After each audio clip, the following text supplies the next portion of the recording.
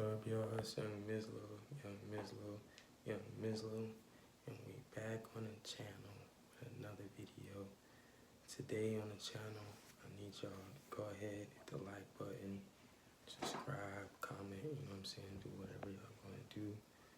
So today on the channel, we're going to be talking about YouTube basketball, and we're going to be talking about the pros and the cons of YouTube basketball. As you see, I've been posting a lot of reels, dropping a lot of shorts, playing a lot of ball, and I've been able to give my personal experience now of doing YouTube basketball over a year. I would say I've been doing it for about 3.5 years now.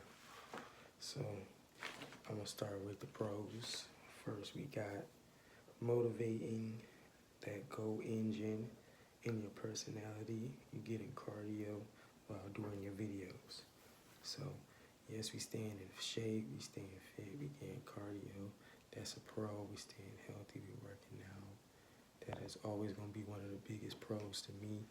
One of the biggest pros of YouTube basketball and doing YouTube basketball. You're gonna be waking up with that. I gotta go work out.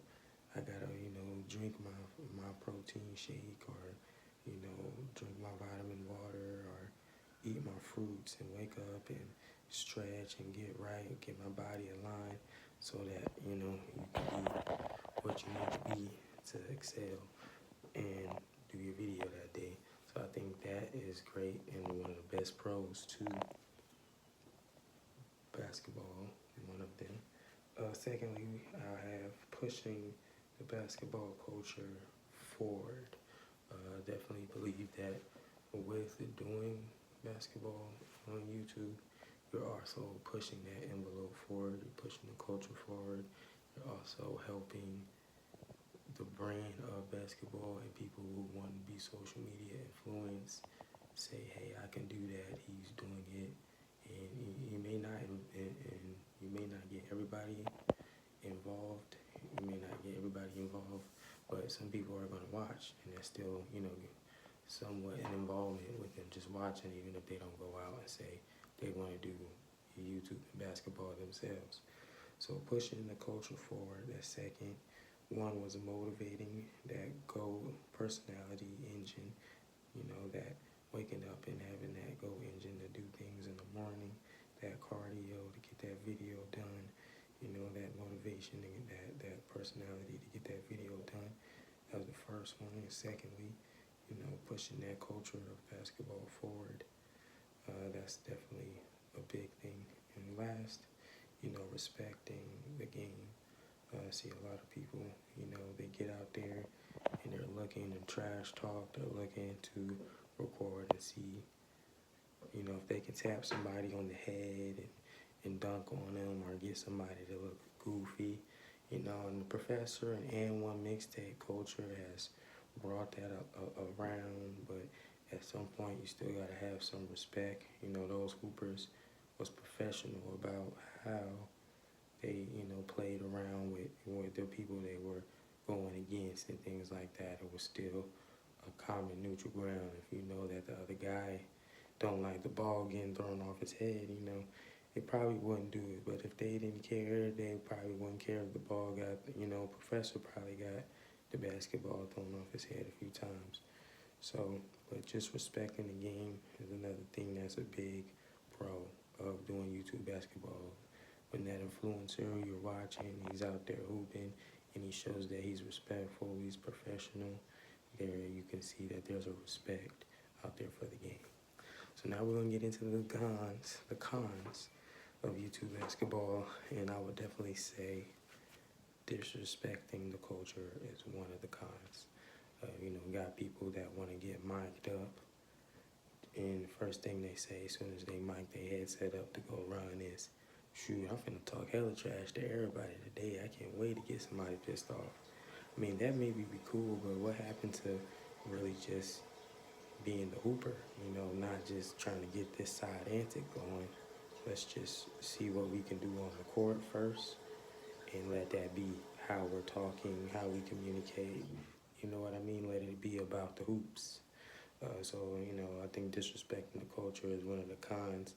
some of the influencers are fine with letting things get away from basketball, completely. And they're fine with sometimes, you might as well go branch off into a whole other channel if that's what you want to do. But I think that's one of the biggest things is disrespecting the culture, not keeping it professional and not keeping it hoops, making things personal, stuff they don't have to do nothing with, just balling. And then another con is when you walk into the gym and you're recording, you might have other people thinking that you're putting your camera up just for clips. And that's the second con. You got guys that hate on you when you walk in, like, oh, look, he's putting his little camera thing up, But if you're respectful to the game, you're not there just for clips. You just genuinely want to record yourself. But you got people who have disrespect the culture. And now when you walk in, sometimes they don't know what to think when this person says he's doing YouTube basketball. Is he's looking to throw the ball off my head and make a whole antic and make jokes of me? Or is he going to pass me the ball and clap for me when I make a shot? Or because I'm just here to run up and down the court, get my cardio for the day, and I'm just running into some YouTuber in the gym. So, that's one of the cons for sure. People thinking you're there, not just to just record yourself and do your thing that you do to feed yourself, but you're just looking for clips, just for something to make a highlight of everything. You're not even playing regular ball. You're trying to play in one mixtape by yourself, and everybody else is trying to play team basketball. You're trying to ISO and shoot things from half court and make layups in between your legs and pass the ball behind your back when you usually don't do that, or stuff like that, So that's one of the cons, people who do go out and look for the clips, and the people who know that you're coming there on the court just to look for some clips and not really play the real game of the respectful sport and respecting the sport of hoops, balling. And lastly, for the cons, we have, just not respecting hoopers of the culture.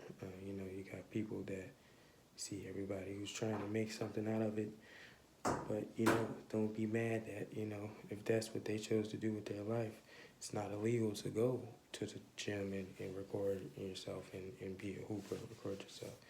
If you chose to, clean houses for a living or scoop poop, at people's houses, that's what you chose to do to get paid.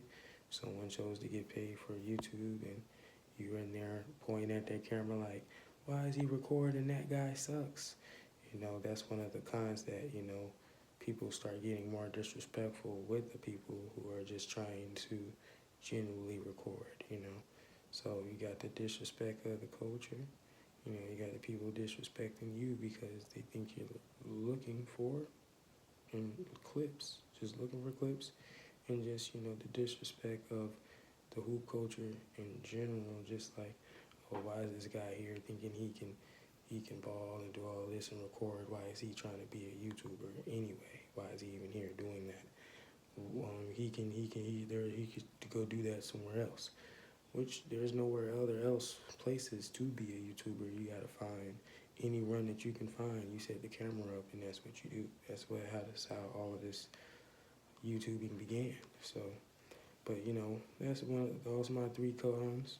Those are my 3 pros of YouTube basketball. Personally, what I see from doing it, I want to say 3 I want to say about 3 years, 3.5 years, or whatever, don't matter, close to 4. But those are my pros and cons, and you guys let me know what y'all think about this. I'm just giving my honest opinion and trying to drop some more vlogs. Mizlo, it's Young Mizlo, expecting some more of these videos from me. Y'all let me know what y'all think. I'm going to try to get more consistent with these, more topics. All right, y'all. Peace.